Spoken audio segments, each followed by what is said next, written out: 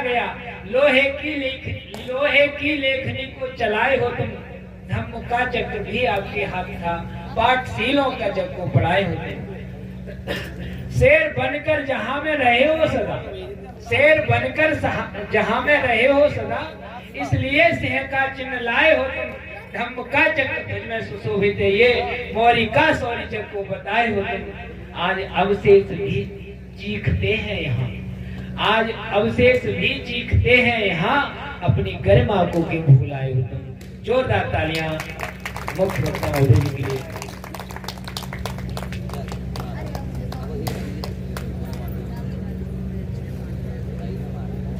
बहुत बहुत धन्यवाद संचालक महोदय और इस सिरपुरा कासगंज के जिलाध्यक्ष। दो गौरव आज आपको ये हासिल हुआ, इसके लिए पुनः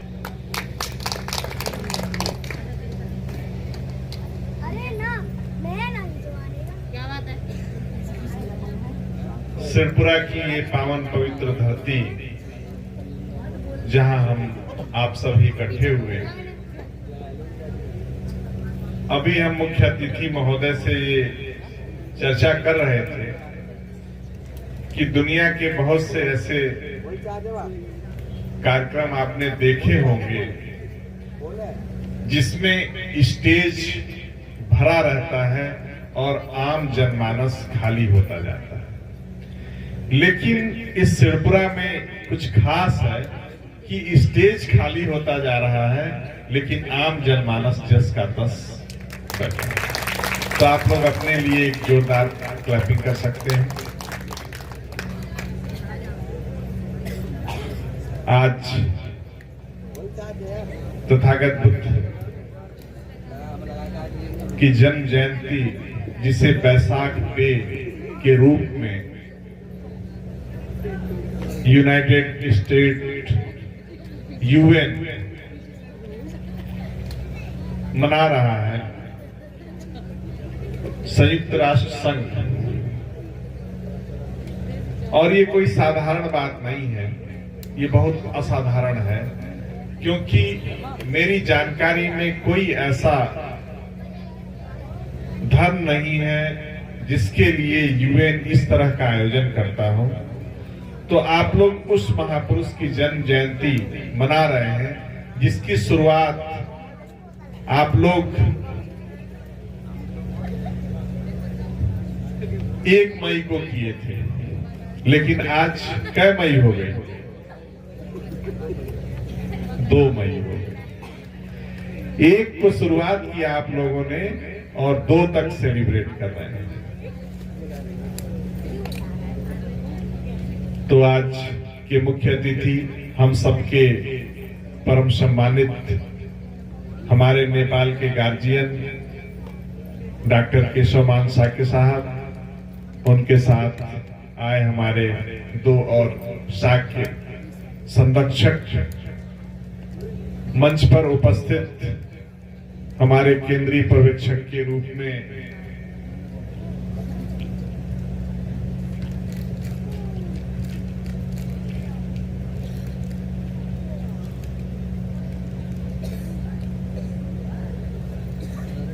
रघुनाथ मौर्य जी और दिल्ली प्रदेश प्रवक्ता राजेश कुशवाहा जी, मंच पर आसीन अतरपाल जी, पूज्य भिक्षु संघ और विशिष्ट अतिथि के रूप में अभी बहुत से अतिथियों ने अपने वक्तव्य रखे, आप सभी लोगों का साधुवाद। मंच पे आसीन है अनिल कुमार साके जी, मंडल प्रभारी डॉक्टर सतीश साके जी, संरक्षक हरि सिंह साके जी, माननीय हरवीर सिंह जी, प्रबंधक शेर सिंह साके जी, सत्यवीर जी, योगेंद्र जी, खेतपाल जी, शिव कुमार जी, डॉक्टर सचिन जी, कमल किशोर और वो तमाम साथी जिनके त्याग तपस्या और पुरुषार्थ की वजह से ये कार्यक्रम संपन्न हो पा रहा है। सिरपुरा कोई साधारण जगह नहीं है, ये बहुत असाधारण है और ये एक पुल की तरह है, एक सेतु की तरह है, जो कि वैरंजा और संकिसा के बीच में है। अगर ये सेतु न हो, ये पुल न हो, तो वैरंजा से हम संकिसा नहीं जा सकते, जिसका अनुकरण हमारे मुख्य अतिथि करेंगे। आज कल का इनका कार्यक्रम वैरंजा का था, आज रात को अभी आप लोगों के साथ हैं और कल सुबह आप संकिसा पहुंचेंगे। तो ऐसा ही पुल हमारे बीच में संकिसा के इस क्षेत्र, खास करके सिरपुरा, कासगंज, एटा और दिल्ली के बीच एक पुल के रूप में हमारे परम प्रिय धनीराम शाक्य जी, जो कि एक पुल की तरह है, दिल्ली और सिरपुरा को जोड़ने वाले। मैं आपका भी हृदय से धन्यवाद ज्ञापित करता हूं कि आपने बड़े ही मेहनत से इस बगिया को सींचा और संवारा है और हमारे प्रशिक्षक हर बार आपका साथ दिए हैं और भविष्य में भी आपका साथ अगर चाहें तो यूं ही आपको ये साथ मिलता रहेगा। और पूरे दिल्ली टीम से हो या उत्तर प्रदेश टीम से या केंद्रीय कमेटी से, तो सिरपुरा के लोग, कासगंज, एटा के लोग, ये पूरे ब्रज क्षेत्र के लोग जब भी सम्राट अशोक क्लब को पुकारेंगे, जब भी चाहेंगे मार्गदर्शन लेना, तो हर समय मार्गदर्शन आप लोगों को सम्राट अशोक क्लब का मिलता रहेगा। दो तीन बातें मैं आप लोगों से करना चाहता हूं जो कि बहुत जानना जरूरी है। एक बात तो ये है कि जब भगवान बुद्ध का धम्म जिस भी राजा ने स्वीकार किया, उस राजा ने कोई ना कोई ऐसी परिपाटी विकसित की जिसकी वजह से पता चले कि वो भगवान बुद्ध के ही धम्म को मानता है। आप लोग जब भारत के इतिहास को पढ़ते होंगे तो एक विरुद्ध या एक सरनेम पाते होंगे, चक्रवर्ती। तो क्या आप लोगों के मन में कभी ऐसा भाव आया कि ये चक्रवर्ती क्या होता है? बहुत बड़े राजा के लिए इतिहास की किताबों में चक्रवर्ती सम्राट कहा गया। ये चक्रवर्ती, चक्र को घुमाने वाला कौन हुआ? सबसे पहले राजा अशोक हुए जिन्होंने चक्र को घुमाया राजा के रूप में। और ये परिपाटी चली, कहीं भी उनके अभिलेख शिलालेख में उनके लिए चक्रवर्ती शब्द का प्रयोग नहीं हुआ, लेकिन बाद के इतिहासकारों ने राजा के लिए चक्रवर्ती शब्द का प्रयोग किया, जो बहुत बड़े राजा थे। और इसका श्रेय कहीं न कहीं तथागत बुद्ध के धम्म को जाता है कि जो भगवान बुद्ध के धम्म को चक्र की भांति उस धम्म को गतिमान करेगा, वही राजा चक्रवर्ती होगा।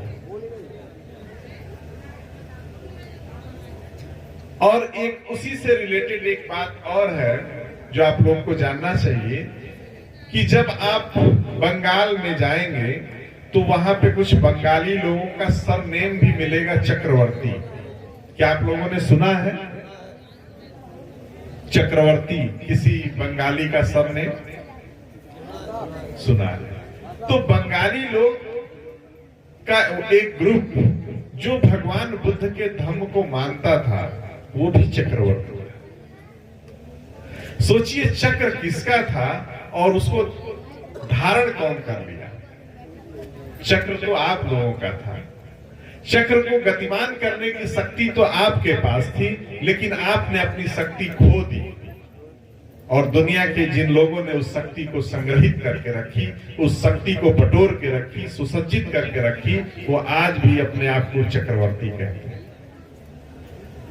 वो अलग बात है कि वो लोग भी भूल गए कि वो चक्रवर्ती क्यों लिखते हैं, क्योंकि हमने ऐसा कई बंगाली से पूछा कि ये चक्रवर्ती का क्या मतलब है, तो वो खुद भी नहीं बता पाए।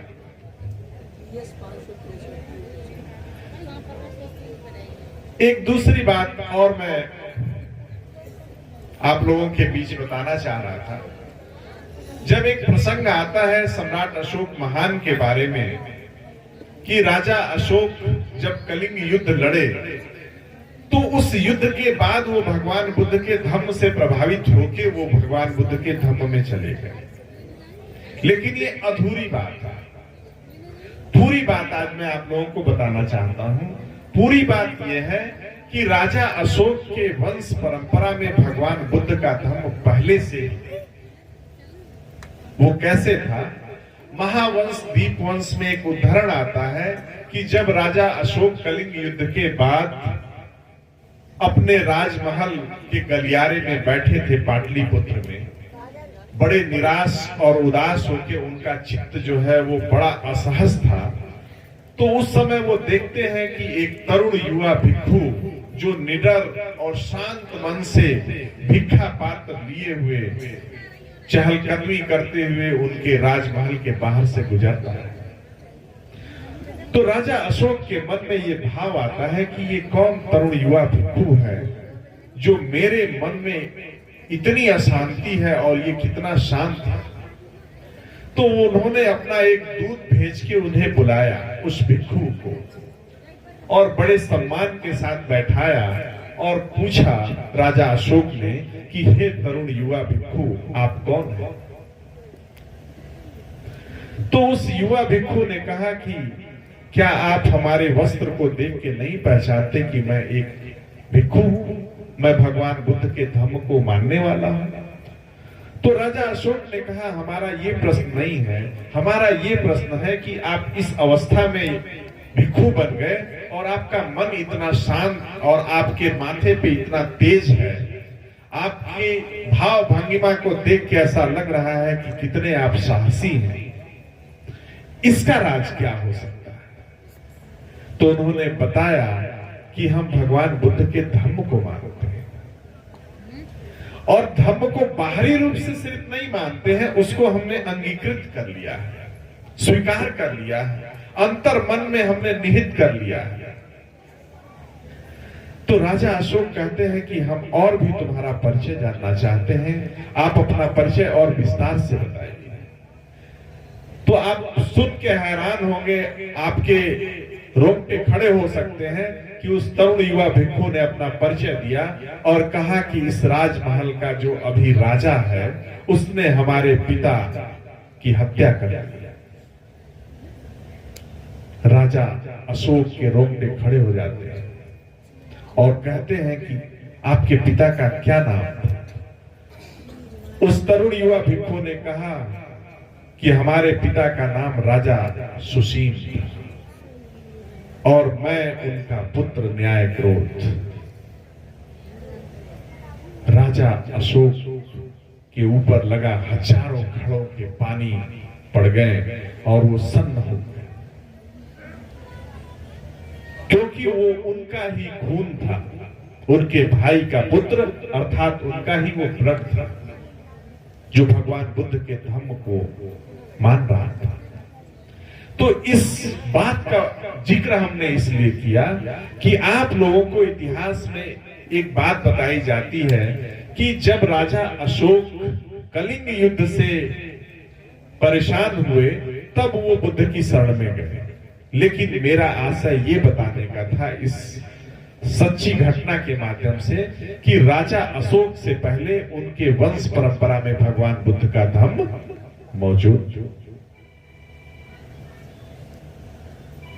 राजा अशोक के लिए कोई नया धर्म नहीं था, उनके वंश परंपरा के लिए कोई नए धर्म की बात नहीं थी।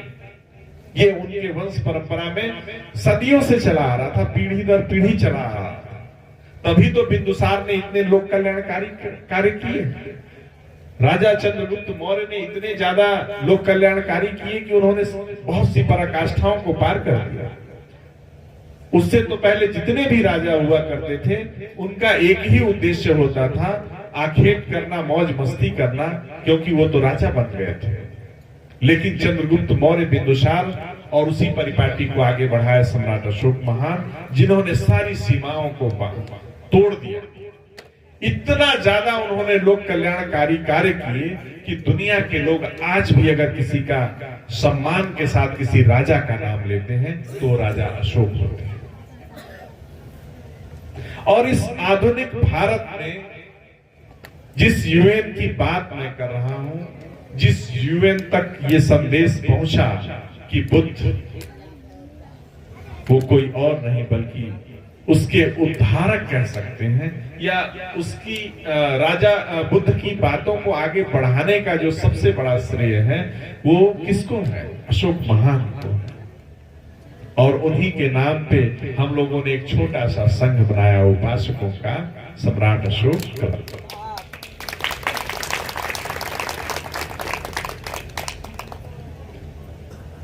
तो ये तारीफ जो राजा अशोक को उस जमाने से लेके आज तक मिलती आ रही है, अब आप लोगों की जिम्मेदारी है।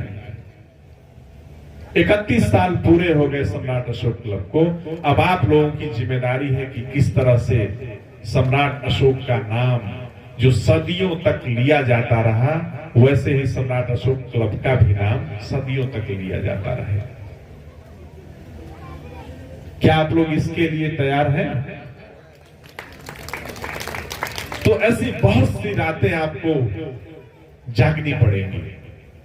जिस समय पूरा भारत लूह के थपेड़ों से सहम रहा था, उस समय सम्राट अशोक क्लब सिरपुरा के साथी, इसके अलावा उत्तर प्रदेश के बहुत से जिलों के, दिल्ली के, बिहार के बहुत से जिलों के हमारे साथी, छत्तीसगढ़ के, मध्य प्रदेश के, जहां तक हमारी शाखाएं हैं, हिमाचल तक के साथी, सभी लोग क्या कर रहे थे?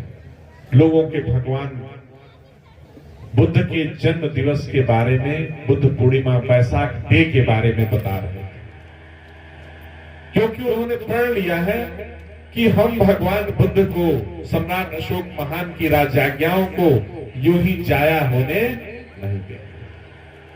इस परिपाटी को बढ़ाने का जो श्रेय है आने वाली पीढ़ियों को है। जो हमारे समक्ष ये नन्हे मुन्ने शावक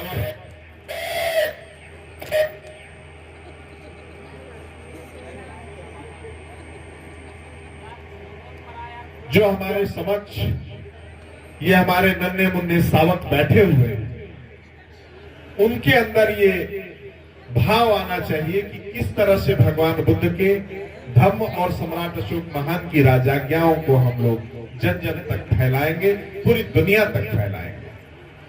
और आज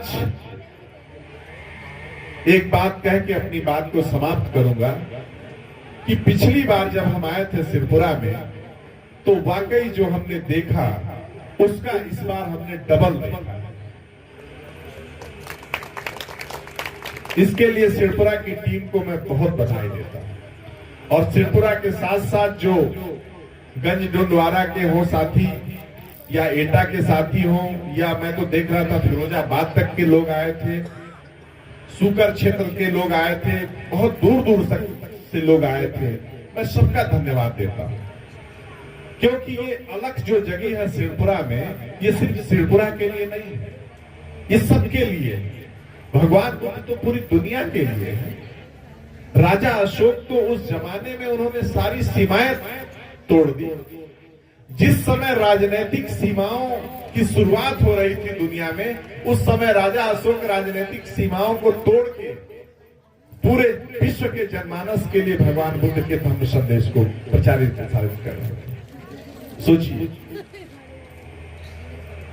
उस समय कैसा फॉर्मेट बन रहा था। पूरी दुनिया के लोग, राजा महाराजा लोग देशों की सीमाओं को बांध रहे थे, लेकिन राजा अशोक देशों की सीमाओं को तोड़ रहे थे। किसके लिए? लोक कल्याण के लिए। तभी तो यूनान के औषधीय पौधे भारत में लगाए जा रहे थे, और भारत के औषधीय पौधे यूनान, central Asia, China, Korea, Japan तक पहुंच गए। जिन फल फ्रूट के बारे में भारत के लोग नहीं जानते थे, उन फल फ्रूट के बारे में दुनिया के लोग धीरे धीरे कनेक्ट होने लगे, और भारत के लोग स्वयं भी जानने लगे किन किन औषधीय पौधों से इनका इलाज हो सकता है। कहानी बहुत लंबी है, और अंत में ये बात कह के अपनी बात समाप्त करूंगा कि इस बार तो सिरपुरा ने नेपाल को पाया है और नेपाल को पाके आप सब आह्लादित हैं। क्या आह्लादित हैं? ठीक है, लेकिन हमें ऐसा लग रहा है कि आप लोग पूरी तरह से आह्लादित नहीं हैं। तो एहसास कराइए हमारे मुख्य अतिथि को, आप सभी आह्लादित हैं। जोरदार तालियों से स्वागत करिए।